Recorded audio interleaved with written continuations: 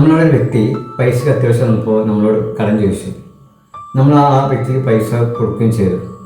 നാളെ നമ്മുടെ ഒരു അത്യാവശ്യം നമ്മളെ പൈസ തിരിച്ച് ചോദിക്കാൻ ചെന്നപ്പോൾ എന്തായിരിക്കും ആളുടെ ഒരു പ്രതികരണം? കാരണം പൈസ ചോദിക്കുമ്പോഴുള്ള ആ ഒരു ഇതായിരിക്കില്ല നമ്മൾ പൈസ കടം കൊടുത്തിട്ട് തിരിച്ച് മേടിക്കാൻ ചെല്ലുമ്പോൾ ഒരു സ്വഭാവത്തിൽ മാറ്റമുണ്ടാവും.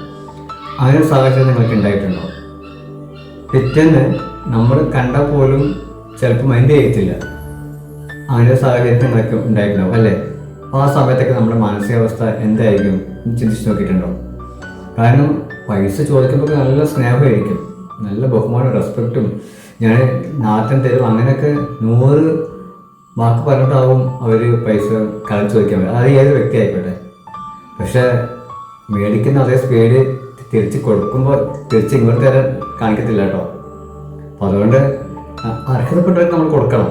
പക്ഷെ ഒരിക്കലും അർഹതപ്പെട്ടവർക്ക് പൈസ കൊടുക്കുമ്പോൾ ഒരിക്കലും തിരിച്ച് ഇങ്ങോട്ട് ഒന്നും പ്രതീക്ഷിക്കരുത്. നാളെ നമുക്ക് നമ്മുടെ ആവശ്യത്തിന് വേറെ ആൾക്ക് തരുന്നേ, അതിന് ദൈവം നമുക്കൊരു അവസരം എടുക്കും.